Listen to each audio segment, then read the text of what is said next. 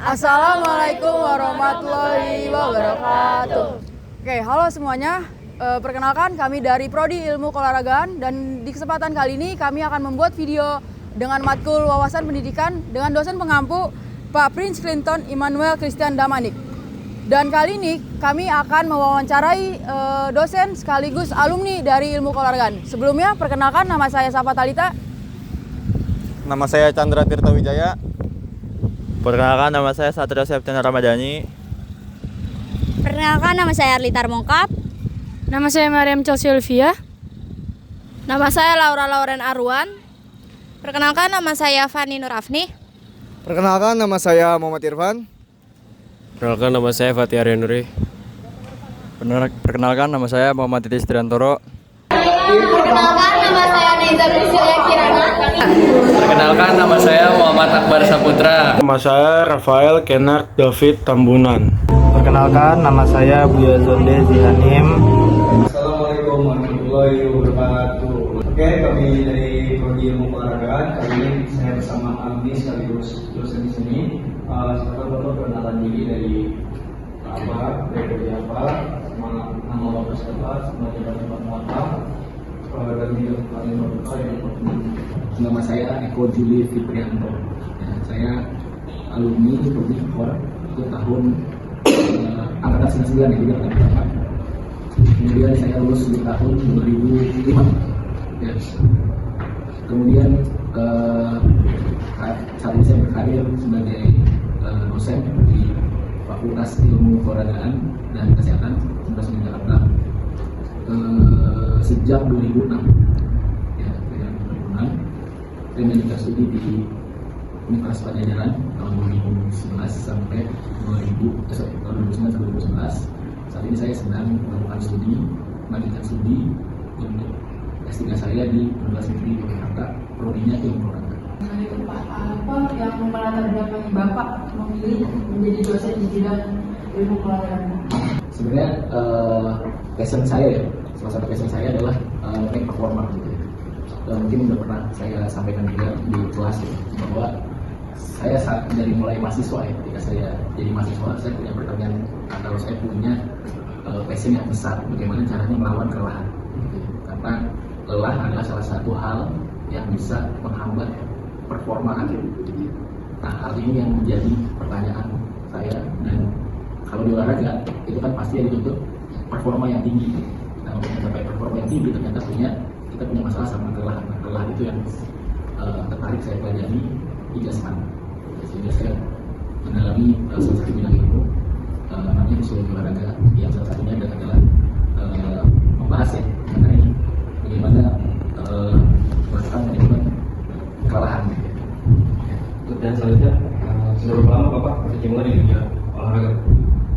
Baik, kalau untuk di dunia olahraga yang pernah saya terlibat itu berbagai bidang ya, maksudnya kalau terlibat pertama kali terlibat di olahraga pasti pada saat masa mahasiswa itu sudah, dan sebelumnya juga sudah terlibat ya. Tapi sebagai profesi ya berarti yang menuntut kompetensi dan juga ada tanggung jawab, ada kompensasi juga yang diterima ya, secara profesional, yaitu setelah saya lulus ya saya berkecimpung di dunia olahraga ya. Berarti ya sebelum lulus juga, cuma kan pastinya setelah lulus ya udah punya jasa, kemudian saya berprofesi gitu ya. Memang profesi saya lebih banyak kalau hubungannya dengan olahraga itu awal dari pertama kali nanti ya, habis itu lebih banyak sampai sekarang ke analisis performa gitu ya. Hubungannya dari mulai tahun 2011 ya saya bergabung di komunikasi.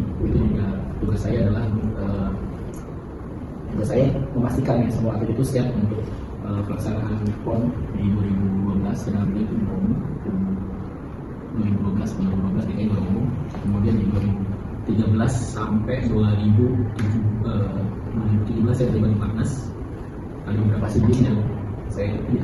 Kalau sibling saya mulai dari 2007, saya dari 2006 di 2007 sama bertanggung jawab di anak performa juga sampai 2014 itu di tahun 2020 sampai sekarang itu saya jadi analis performa untuk persiapan SEA Games, ASEAN Games dan Tapi akhir 2005 saya istirahat dulu karena mau fokus untuk studi saya di dunia. Pak, selanjutnya saya ingin tanya apa saja tugas dan tanggung jawab Bapak sebagai dosen olahraga? Tugas dan tanggung jawabnya mengikuti presenter program ini. Jadi seorang dosen itu punya kewajiban pertama melakukan pelajaran ya, masalah pelajaran itu tugas utamanya yang pertama melakukan pelajaran di bidang pendidikan, kemudian melakukan penelitian, jadi bidang penelitian dan juga ada bidang pengabdian kepada masyarakat. Nah ini 3 hal ini yang jadi tanggung jawab besar tugas saya sebagai dosen. Selanjutnya Pak, kalau selain belajar kegiatan apa saja yang menjadi bagian dari profesi Bapak sebagai penelitian, pengabdian kepada masyarakat atau pekerjaan Bapak? Oke, tadi ya, jadi jadi dosen yang ruang lingkup tugas saya di tadi ya, kalau aja pasti kampus. Nah kemudian ada beberapa penelitian yang saya lakukan berkolaborasi dengan universitas lain yang bisa lain juga di luar UNJ. Nah untuk pengabdian, untuk pengabdian ini tadi saya bergabung di badan yang dibentuk oleh pemerintah ya, untuk bertanggung jawab dalam persiapan atlet menuju event internasional seperti SEA Games, ASEAN Games dan Olimpiade. Nah, tugas saya di situ adalah memastikan ya biaya yang dikeluarkan oleh pemerintah. Jadi saya ini 5 tahun belakangan yang saya laksanakan di bidang olahraga. Saya tergabung di tim review Kemenpora. Di bawah Kemenpora yang tugasnya adalah sebenarnya membantu pemerintah untuk memastikan bahwa biaya yang dikeluarkan oleh pemerintah untuk membiayai atlet menuju menjadi event internasional kayak seperti SEA Games, ASEAN Games, dan Olimpiade itu sampai ke sasaran. Tantangan apa yang paling Bapak sering hadapi dalam mendidik mahasiswa ilmu olahraga? Pertama, karena saya berpengalaman dari 2006 sudah ngajar sampai terakhir, jadi ada beberapa generasi yang sudah saya berpengalaman mengajar beberapa generasi. Di generasi yang terus minus, ya, tapi memang tantangannya adalah kalau menurut aku sendiri, ya kita bagaimana ya kita tuh mengisi ibarat tuh mengisi gelas ya. Kalau ibaratnya mahasiswa itu kita isi ini gelas ya, minimum itu bukan sampai hanya full gitu. Jadi kita mengisi semua yang dibutuhkan, tapi terutama kalau saya yang diperhatikan adalah bagaimana mahasiswa itu bisa mengerti mengenai pengetahuan dasarnya yang kuat. Ketika mahasiswa itu punya pengetahuan fondasi yang kuat, nanti untuk pengembangan selanjutnya ya, yang mungkin tidak bisa diberikan pada saat perkuliahan, itu mahasiswa tersebut bisa dengan mungkin dengan kemampuannya bisa mengembangkan ilmu tersebut agar lebih bermanfaat. Ya, tantangannya seperti itu. Jadi intinya sebenarnya kembali ke mahasiswa, tapi tantangan ya, kalau dari saya bagaimana saya bisa merangsang mahasiswa untuk yang mengembangkan untuk mengembangkan ilmunya. Jadi tidak hanya berhubungan apa yang diberikan di kelas. Selanjutnya menurut Bapak, seberapa penting wawasan pendidikan bagi seorang dosen ilmu olahraga? Wawasan pendidikan, oke baik. Sebenarnya ya pasti lah, karena kan ini dosen itu bekerja di lembaga pendidikan. Jadi yang namanya wawasan pendidikan itu menjadi satu hal yang pokok yang harus diketahui ya, oleh dosen. Ya seperti contoh dulu juga kan sebelum ketika di awal saya bergabung di PIT gitu ya, jadi kita diberikan juga pelatihan-pelatihan yang memang karena dosen baru gitu ya, jadi diberikan pelatihan oleh universitas mengenai hal-hal yang terkait dengan akademik. Jadi kayak matrikulasi nggak, jadi kan kita ajarnya bukan berbeda, sekolah sama perguruannya berbeda. Jadi ya wawasan itu ya saya dapatnya dari pengalaman saya di perkuliahan pada saat saya di mahasiswa, dan juga ada tambahan ketika dulu ada namanya pelatihan yang saya terima gitu ya, usul kurikulum, usul silabus, itu yang membantu wawasan saya di bidang pendidikan khususnya di pemahaman tentang pendidikan membantu Bapak dalam proses mengajar dan membimbing mahasiswa. Ya pasti terbantu ya. Jadi ketika kita punya pengetahuan ya mengenai wawasan pendidikan gitu ya, khususnya di perguruan tinggi kan beda sama sekolah ya. Kalau sekolah itu hanya ngajar aja selesai bagi rapot. Nah, kan kalau terakhir kalau di mahasiswa ini si mahasiswa itu harus untuk secara produksi harus bisa melakukan, harus punya karya ilmiah ya, bebas fiksi. Nah untuk bisa sampai sana, nah sebenarnya dosen ini membantu mahasiswa ya untuk mengarahkan, terutama mengarahkan penelitian sesuai dengan bidang ilmunya dan masuk bidang ilmunya di prodi masing-masing. Jadi nantinya apa yang karya ilmu yang dihasilkan itu bisa menjadi sumbangsi ilmu pengetahuan yang spesifik di prodi masing-masing. Kemudian selanjutnya misalkan metode pembelajaran agar mahasiswa didapat dengan mudah memahami. Metodenya lebih banyak melakukan melalui ceramah dan presentasi gitu ya. Maksudnya saya untuk di S1 ini harus diawali dengan ceramah dulu ya. Kemudian ya dengan materi yang ada ya. Kemudian ya mahasiswa diberikan challenge ya.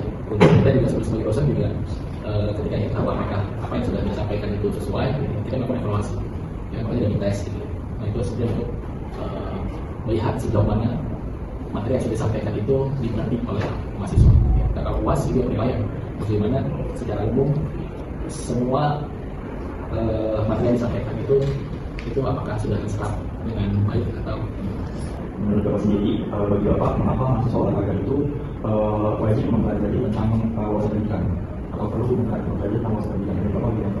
Semua yang punya ilmu itu harusnya menjadi seorang pendidik ya. Jadi kan kalau kita ketika mahasiswa itu melakukan studi gitu ya. Ketika melakukan studi berarti ada kompetensi yang dimiliki. Nah kompetensi ini ya bukan hanya ke pendidik ya. Bukan hanya ke guru aja gitu ya, tapi juga bagaimana ketika mahasiswa nanti ya di dunia kerja itu melakukan hal yang ditugaskan gitu ya pada saat di dunia kerja. Nah, untuk sebelum memahami apa yang ditugaskan, kan mahasiswa ini harus harus mencerna apa yang ditugasin. Nah, ketika menyelesaikan tugas ya, ini merupakan pengetahuan bagaimana caranya agar tugas itu diselesaikan dengan baik dan efisien. Nah, hal-hal ini kan yang diperlukan bahwa kalau menurut saya sih ini hal-hal yang diperlukan kenapa mahasiswa itu wajib punya wawasan pendidikan. Jadi sebenarnya untuk menunjang ketika nanti selesai perkuliahannya setelah lulus ya, jadi punya bekal yang cukup untuk memiliki peran di dunia kerja. Ilmuwan yang biasanya apakah lulusan ini kalau di luar kerja dan apakah Bapak bisa menjelaskan apa? Jadi untuk lulusan prodi ilmu keolahragaan ada berbagai macam profesi, mulai dari instruktur, kemudian juga ada guru olahraga ya. Jadi biasanya kalau untuk guru, terutama guru olahraga, si lulusan mahasiswa ini, lulusan ekor ini harus melaksanakan satu bidang lagi yang khusus untuk di bidang pengajaran, ya sehingga bisa dinilai punya kompetensi yang sama dengan guru PNS lain. Kemudian pelatih, banyak juga yang punya profesi pelatih. Apa saja nilai karakter yang dimiliki ilmu keluargaan atau menjadi masalah? Itu dari jujur gitu ya, itu kemudian pada aturan gitu ya, nilai dan norma-norma yang ada di sekitar lingkungannya itu penting untuk yang karakter. Ya pasti ya, kalau di olahraga itu karakternya yang paling utama disiplin gitu ya. Kemudian juga memiliki etos kerja yang lebih gitu ya. Ini salah satu karakter yang harus dimiliki ya, tidak mudah menyerah gitu ya. Dan juga ya tidak gampang menyerah, itu juga karakter yang ya saya juga harus dimiliki ya untuk bisa tadi ya kalau di sini kaitannya dengan daya saing juga gitu. Karena ya mungkin kalian juga tahu ya Indonesia itu akan punya bonus demografi. Apa maksudnya? Orang-orang muda itu ya itu akan berontak tahun 2032 ya. Jadi kalau kalian nggak punya daya saing, ya kemungkinan kalian akan jadi follower, ya bukan jadi trendsetter. Jadi ya pastinya kan kalau misalnya dari penghasilan itu yang trendsetter itu akan lebih tinggi. Ini cukup sekian pertanyaan dari kami. Terima kasih Bapak atas waktunya dan ilmu yang diberikan. Semoga bermanfaat bagi kami mahasiswa Ilmu. Mungkin cukup sekian. Wassalamualaikum warahmatullahi wabarakatuh. Clear dari wawancara kita ini, lulusan ilmu keolahragaan yang ideal adalah mereka yang mampu memadukan sains olahraga atau sport science dengan wawasan pendidikan yang matang, ditunjang oleh soft skill, komunikasi, dan adaptasi teknologi yang kuat. Kombinasi inilah yang membentuk mereka menjadi tenaga profesional yang siap memajukan industri olahraga dan kesehatan di masa depan. Terima kasih. Oke, baik. Mungkin cukup sekian video dari kami. Kurang lebihnya mohon maaf. Wassalamualaikum warahmatullahi wabarakatuh.